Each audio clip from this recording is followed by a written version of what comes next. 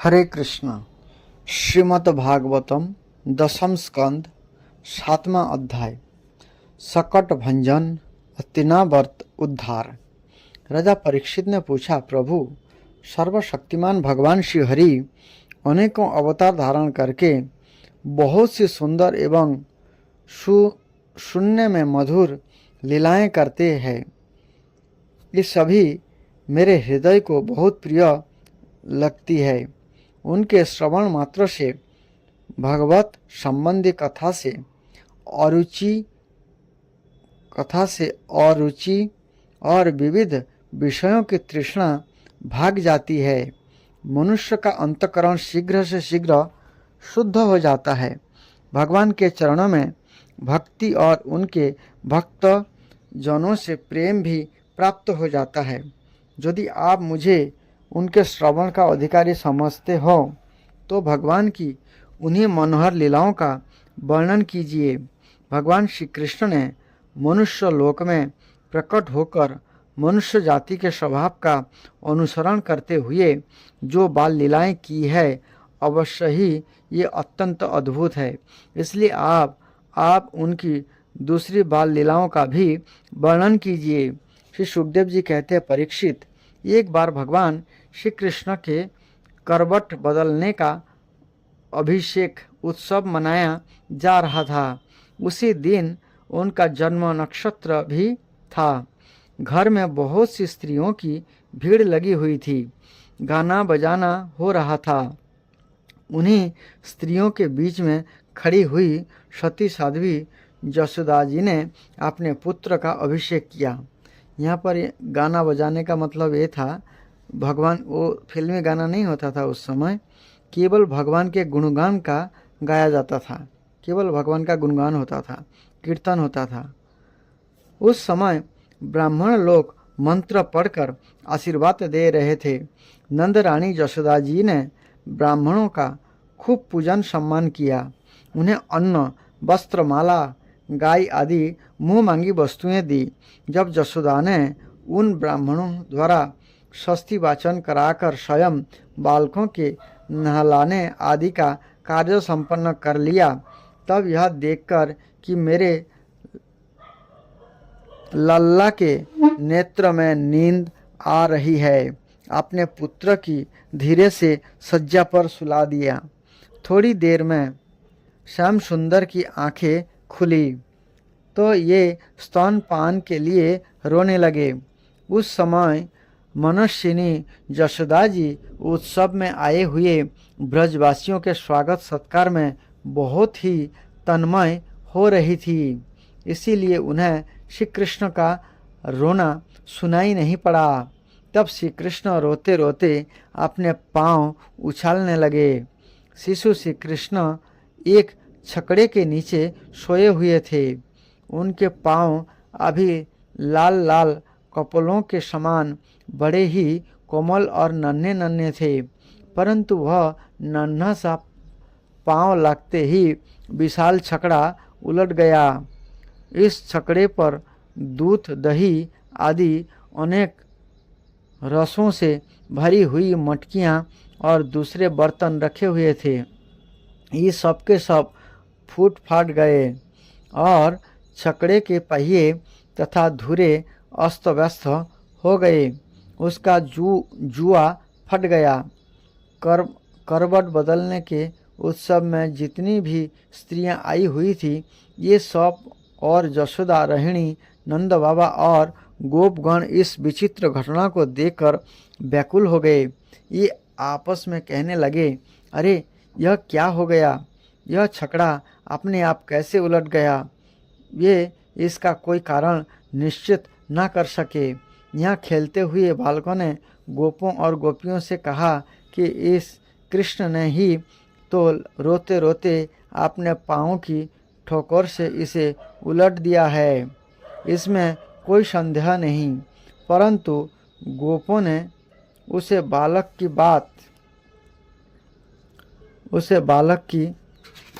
बात मानकर उस पर विश्वास नहीं किया। ठीक ही है, ये गोप उस बालक के अत्यंत बल को नहीं जानते थे। जब ब्रह्मा जी ग्वाल बाल और बछड़े को हर ले गए तब भगवान स्वयं ही बछड़े और ग्वाल बाल बन गए। उस समय आपने विभिन्न रूपों से उन्होंने अपने साथी अनेकों गोप और वत्सों की माताओं का स्तनपान किया, इसलिए यहाँ बहुवचन का प्रयोग किया गया है। यहाँ कदाचित एक बार से तात्पर्य है तीसरे महीने के जन्म नक्षत्र युक्त काल से। उस समय श्री कृष्ण की झांकी का ऐसा वर्णन मिलता है। स्निग्धा पश्यति शेषम इति भुजयो जुग्मं मुहुः सचालंत अत्यल्पं मधुरं चह कूजति परिसंगयाय चाकांक्षतिः लाभाताभ वशोदमुष्यः लसति क्रन्दत्तपि कप्यसौ पीतस्त अनन्या सपि त्यपि पुनर्जागन मुदम जच्छति। स्नेह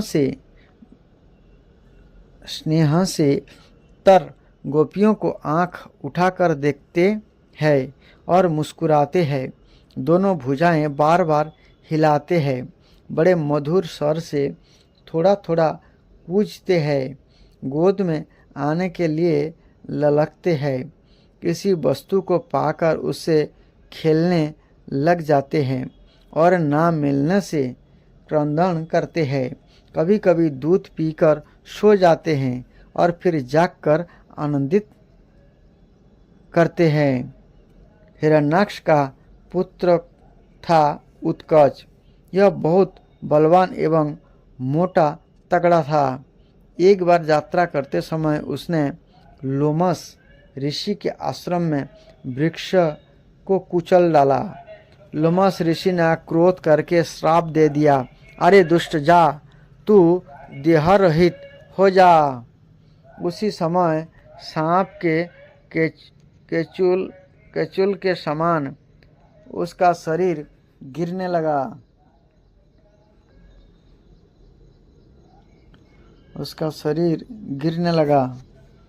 यह धड़ाम से लोमस ऋषि के चरणों पर गिर पड़ा और प्रार्थना की, कृपा सिंधु, मुझ पर कृपा कीजिए। मुझे आपके प्रभाव का ज्ञान नहीं था। मेरा शरीर लौटा दीजिए। लोमस जी प्रसन्न हो गए।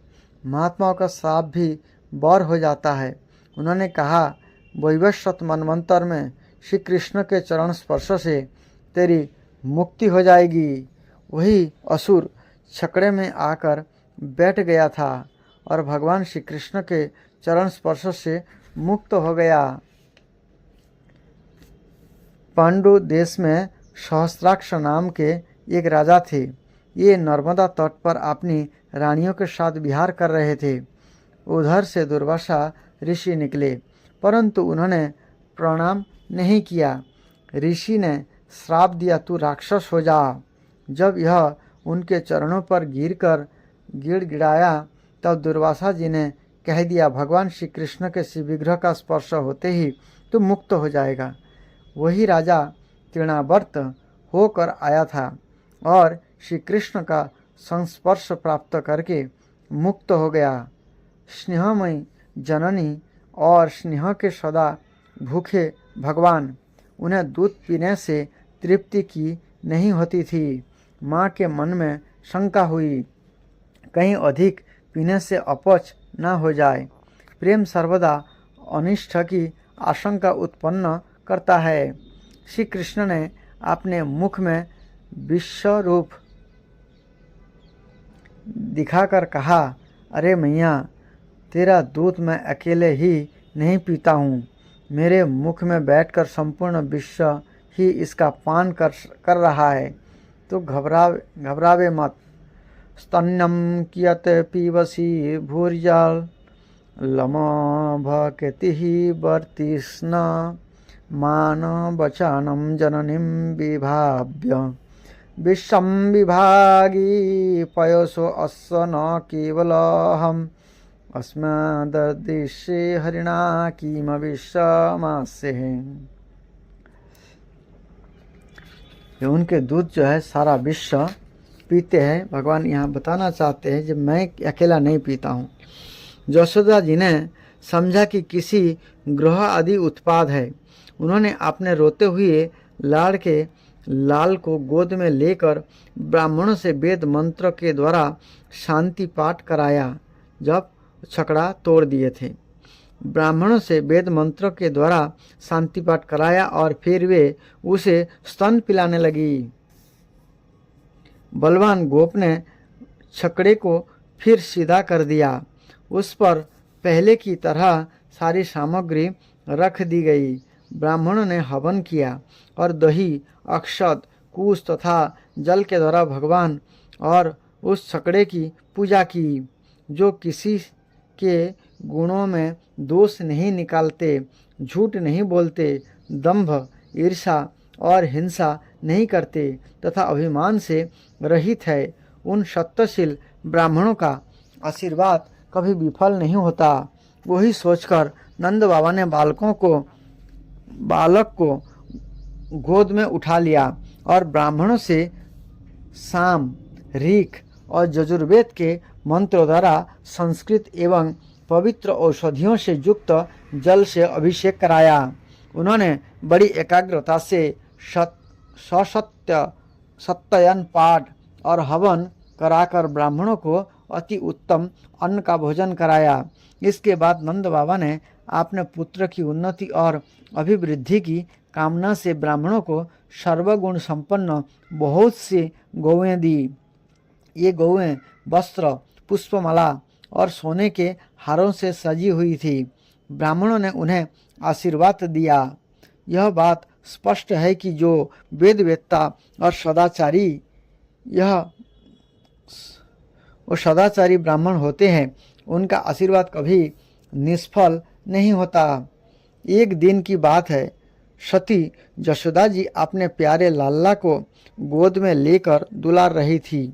सहसा श्री कृष्ण चट्टान के समान भारी बन गए। ये उनका भार ना सह सकी। उन्होंने भार से पीड़ित होकर श्री कृष्ण को पृथ्वी पर बैठा दिया।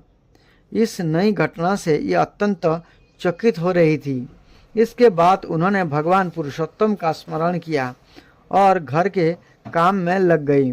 तृणावर्त नाम का एक दैत्य था। वह कंस का निजी सेवक था।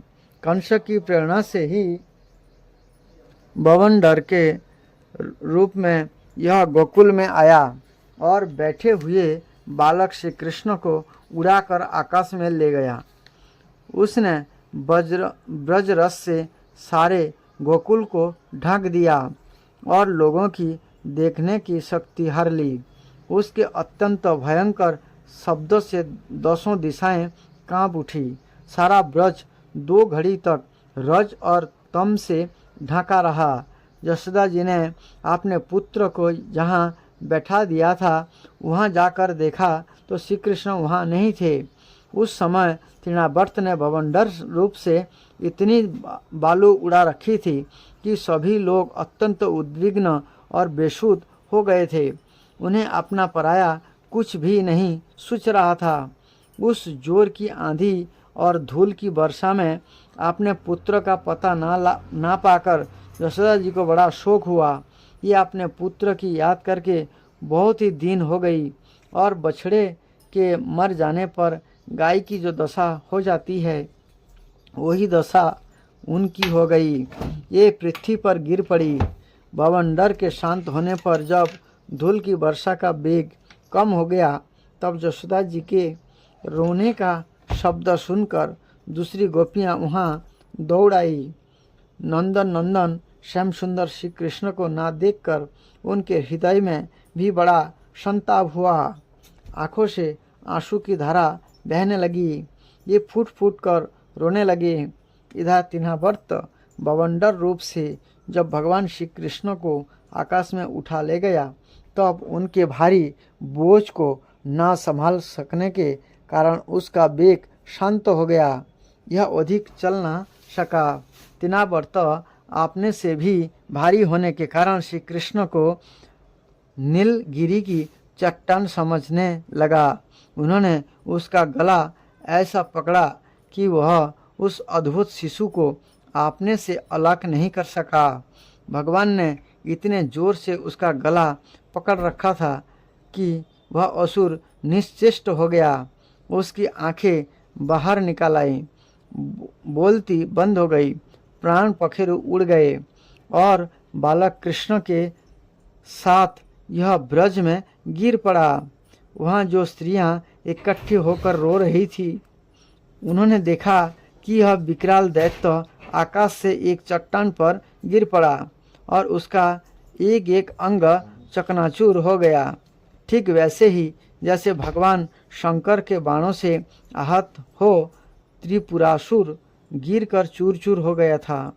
भगवान श्री कृष्ण उसके वक्ष स्थल पर लटक रहे थे। यह देखकर गोपियां विस्मित हो गई। उन्होंने झटपट वहां जाकर श्री कृष्ण को गोद में ले लिया और लाकर उन्हें माता को दे दिया। बालक मृत्यु के मुख से सकुशल लौट आया। यद्यपि उसे राक्षस आकाश में उठा ले गया था, फिर भी यह बच गया। इस प्रकार बालक श्री कृष्ण को फिर पाकर यशोदा आदि गोपियों तथा नंद आदि गोपों को अत्यंत आनंद हुआ। ये कहने लगे, ओह, यह तो बड़े आश्चर्य की बात है। देखो तो सही, यह कितनी अद्भुत घटना घट गई। यह बालक राक्षस के द्वारा मृत्यु के मुख में डाल दिया गया था, परंतु फिर जीता जागता आ गया और उस हिंसक दुष्टों को उसके पाप ही खा गए। सच है, साधु पुरुष अपनी क्षमता से ही संपूर्ण भय से बच जाता है।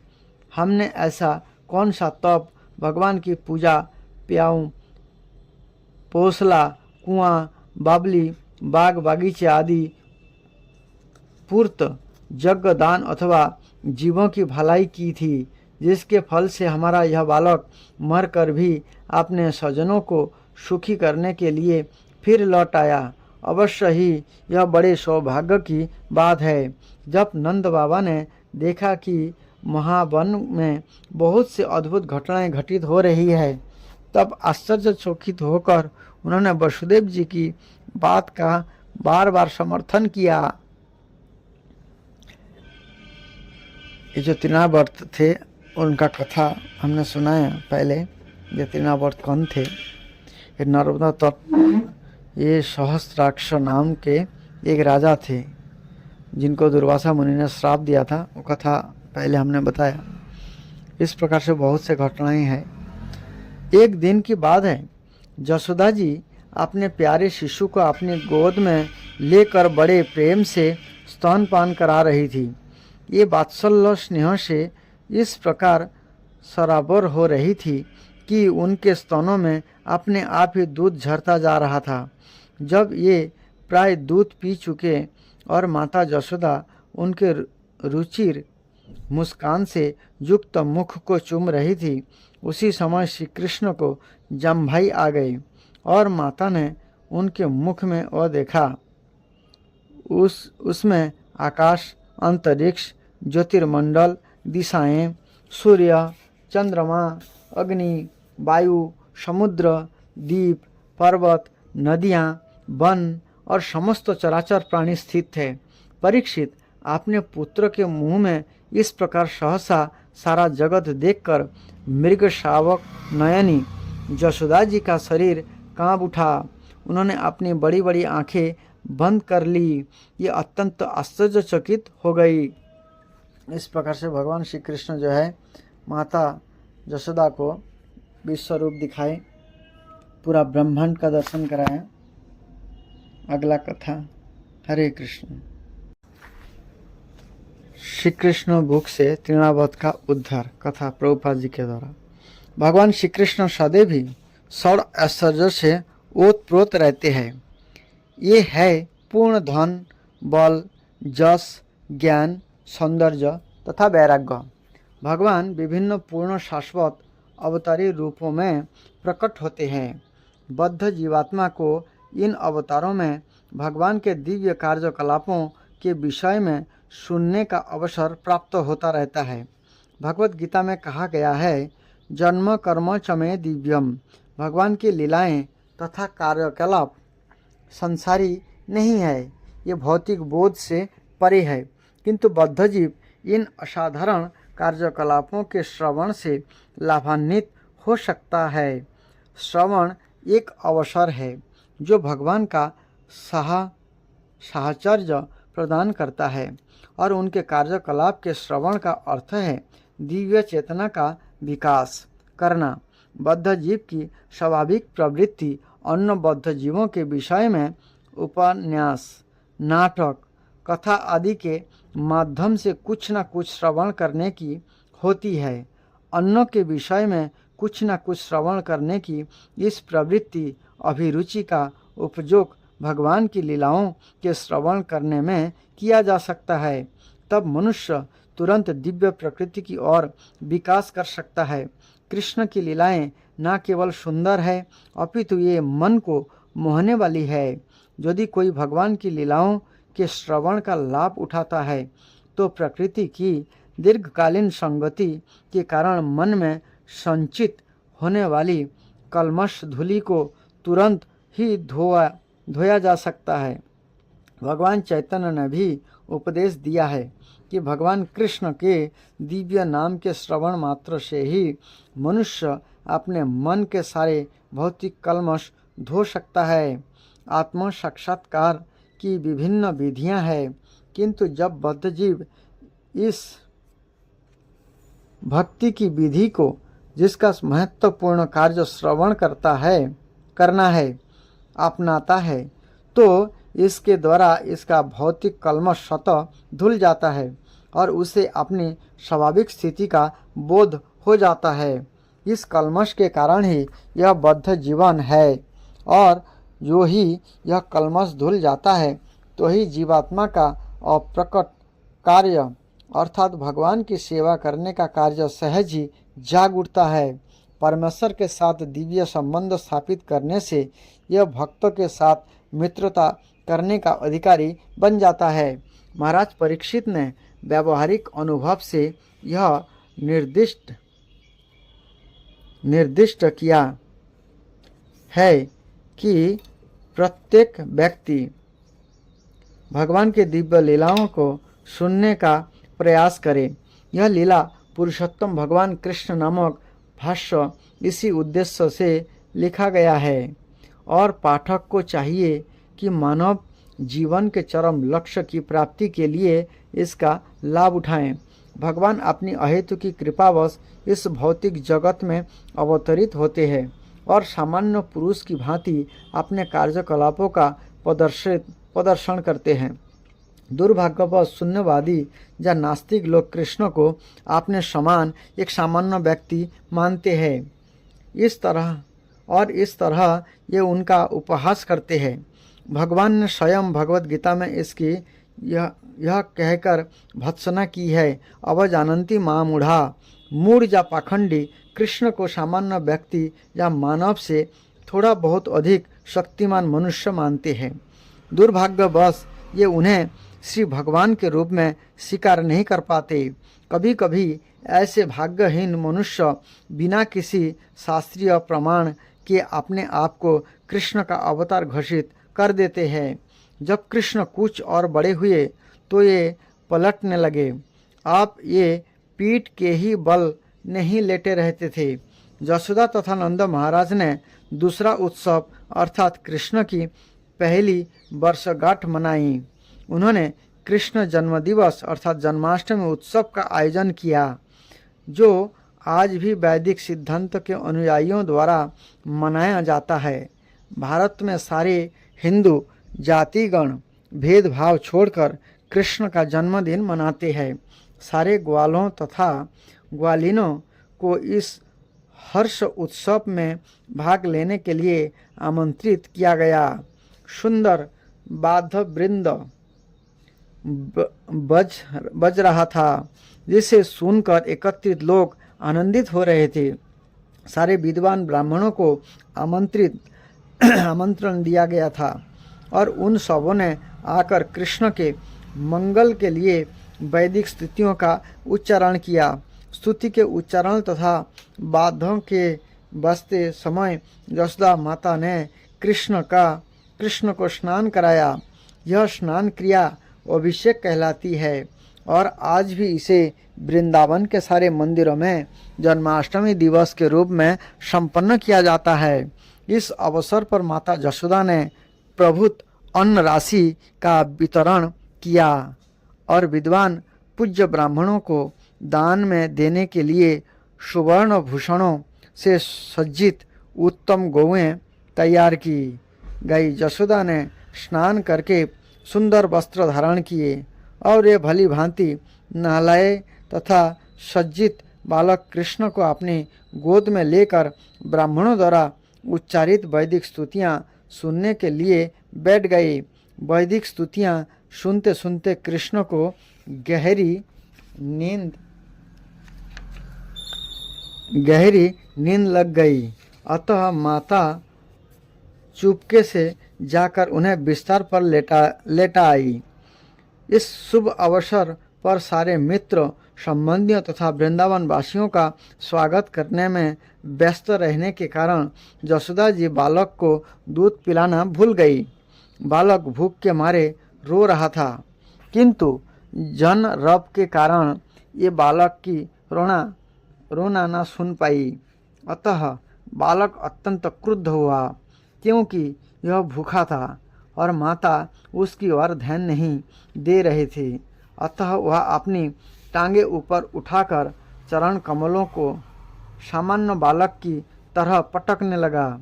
बालक कृष्ण को एक छकड़े के नीचे रखा गया था और जब ये अपने पांव पटक रहे थे तो अकस्मात उनका पांव छकड़े के पहिए से छू गया, जिससे वह छकड़ा चूर चूर हो गया।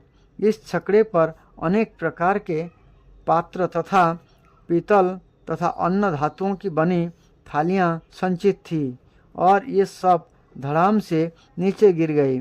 छकड़े का पहिया धुरे से निकल गया और पहियों के सारे आरे टूटकर इधर उधर छितर गए। माता यशोदा तथा समस्त गोपियां एवं नंद महाराज तथा सारे ग्वाले आश्चर्यचकित थे कि वह छकड़ा किस तरह स्वतः टूट गया। इस पावन उत्सव में समागत सारे स्त्री तथा पुरुष छकड़े के चारों ओर एकत्र हो गए और सुझाव देने लगे कि वह छकड़ा किस तरह टूटा होगा, किंतु कोई भी इसका कारण नहीं जान पाया। हाँ, कुछ छोटे छोटे बच्चे ने, जिन्हें नन्हे कृष्ण के साथ खेलते रहने का काम सौंपा गया था, भीड़ को बताया कि पहिए में कृष्ण का पांव लग जाने से ऐसा हुआ है। बालकों ने भीड़ को आश्वस्त किया कि उन्होंने अपनी आँखों से देखा है कि वह सब कैसे हुआ और ये सब इसी पर बल दे रहे थे, किंतु लोग तो ध्यान से छोटे बच्चे के बयान सुन रहे थे। किंतु दूसरों ने कहा, आप इन बच्चों के कहने पर कैसे विश्वास कर सकते हैं। ग्वाले तथा ग्वालिन ने यह जान ना पाई कि सर्वशक्तिमान भगवान यहाँ बाल रूप में लेटे हुए थे और वे कुछ भी करने में समर्थ थे। संभव तथा असंभव दोनों ही उनके बस में थे। जब इस तरह विवाद चल रहा था तो बालक कृष्ण रो पड़े। माता यशोदा ने बिना प्रतिवाद के बालक को अपनी में उठा लिया, अर्थात गोद में ले लिए और भूत प्रेत दूर करने के लिए वैदिक स्तुतियों का उच्चारण करने के लिए विद्वान ब्राह्मणों को बुलवा भेजा। साथ ही वे बच्चे को दूध भी पिलाती रही। यदि बालक अपनी माता का दूध ठीक से पीता है तो वह समझा जाता है कि बच्चे को कोई खतरा नहीं है। तत्पश्चात समस्त बलिष्ठ ग्वालों ने टूटे छकड़े को ठीक किया और इधर उधर बिखरी वस्तुओं को पूर्ववत रख दिया। फिर ब्राह्मणों ने यज्ञ की अग्नि में घी, दही, कुश तथा जल की आहुतियाँ दी।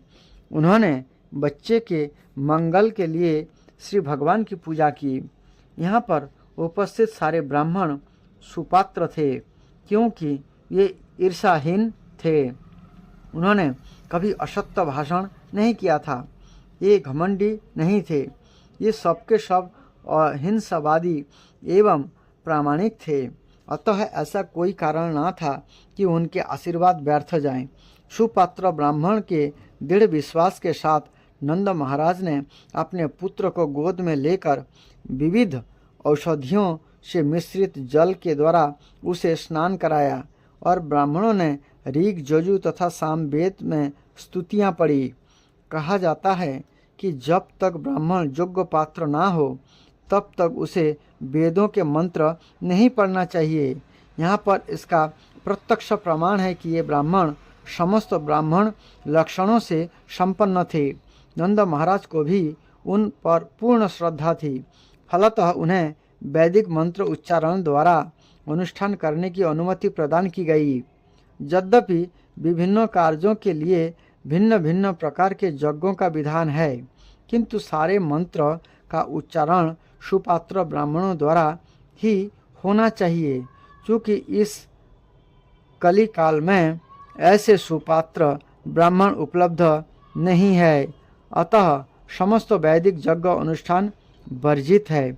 इसलिए श्री चैतन्य महाप्रभु ने इस युग के लिए केवल एक प्रकार के यज्ञ की संस्तुति की है, और वह है संकीर्तन यज्ञ अर्थात हरे कृष्ण महामंत्र का जप। जब ब्राह्मणों ने वैदिक स्तुतियों का उच्चारण किया और दूसरी बार विधि विधान संपन्न कराया, तो नंद महाराज ने पुनः उन्हें प्रभुत अन्न तथा गौएं दान में दी। दान दी गई सारी गौएं सुनहरे गोठों वाले वस्त्रों से आभूषित थी। उनके खूर चांदी के पत्रों से मढ़े थे। उनके सींग सुनहरे छल्ले से सजाए गए थे और उनके गलों में फूलों के हार पड़े थे। उन्होंने अपने सुंदर पुत्र के कल्याणार्थ अनेक गौएं का दान किया और बदले में ब्राह्मणों ने हार्दिक आशीर्वाद दिया। ब्राह्मणों द्वारा प्रदत्त ये आशीर्वाद कभी निष्फल नहीं हो सकते थे। एक दिन इस उत्सव के तुरंत बाद जब माता यशोदा बालक को अपने गोद में लेकर दुलार रही थी, तो बालक बहुत भारी लगने लगा और ये उसे उठाने में असमर्थ अनुभव करने लगी। अतः उन्होंने इच्छा ना होते हुए भी उसे जमीन पर बिठा दिया। थोड़ी देर बाद ये गृह कार्यों में व्यस्त हो गई। उसी समय कंस का एक भृत्य जिसका नाम तृणावत था, कंस के आदेश अनुसार भवंडर के रूप में यहाँ प्रकट हुआ।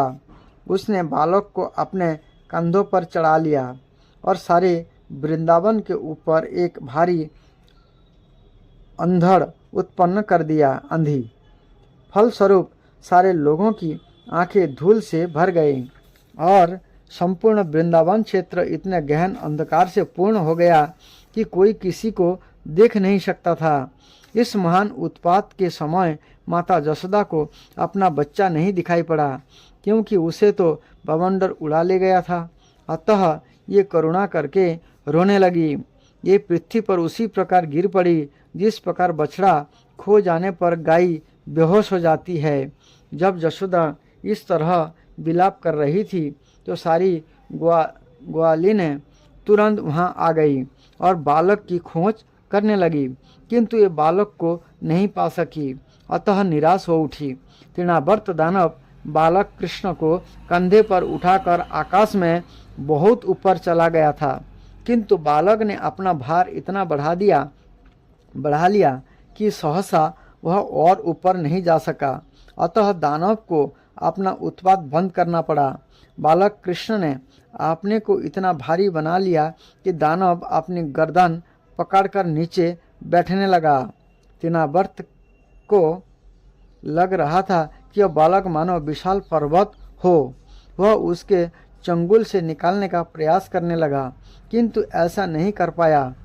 उसके नेत्र गोलोक बाहर निकल आए और चित्कार करता हुआ वृंदावन की भूमि पर गिरकर मर गया। यह असुर शिव जी के बाणों से बंधा त्रिपुरासुर के ही समान गिर पड़ा।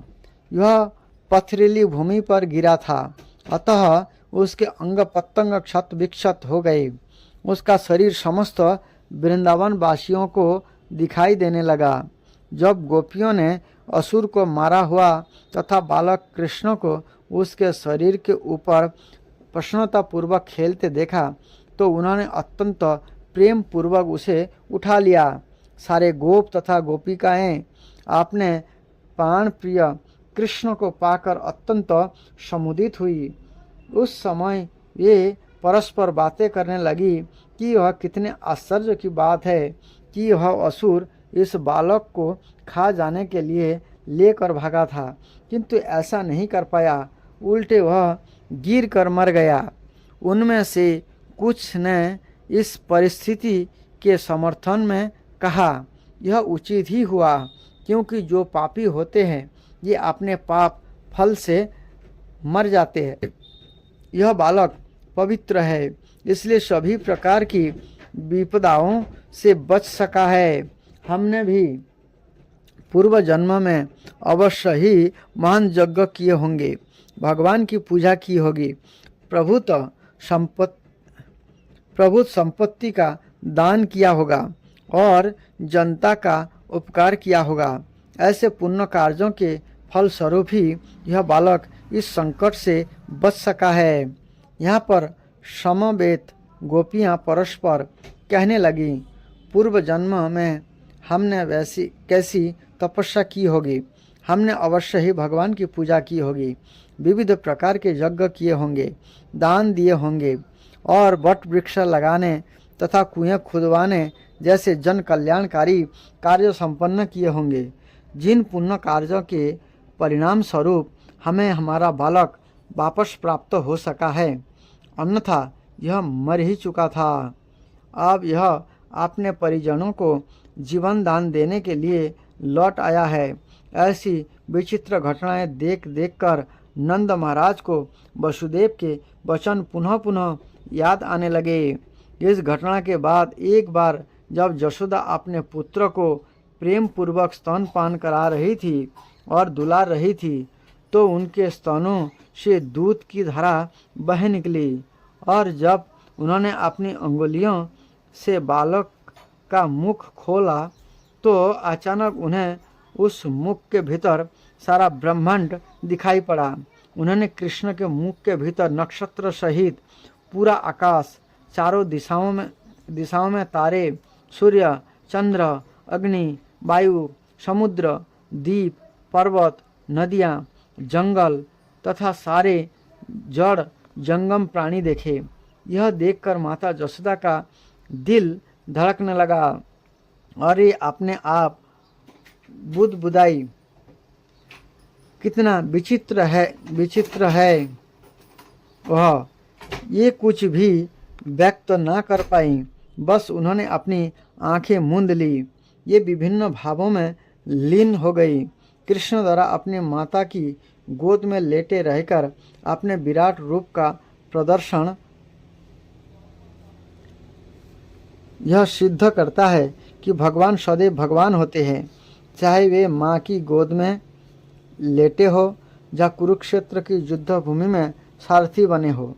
इससे निर्विशेषवादियों का यह मनगढ़ंत विचार कि मनुष्य ध्यान या किसी कृत्रिम कर्म द्वारा भगवान बन सकता है, झूठा सिद्ध हो जाता है।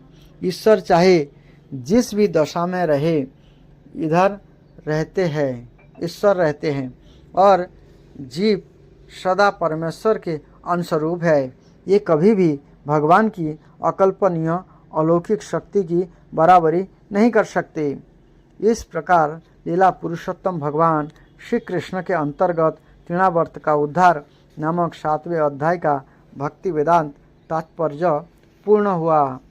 हरे कृष्ण कृष्ण कृष्ण हरे हरे, हरे राम राम राम हरे हरे।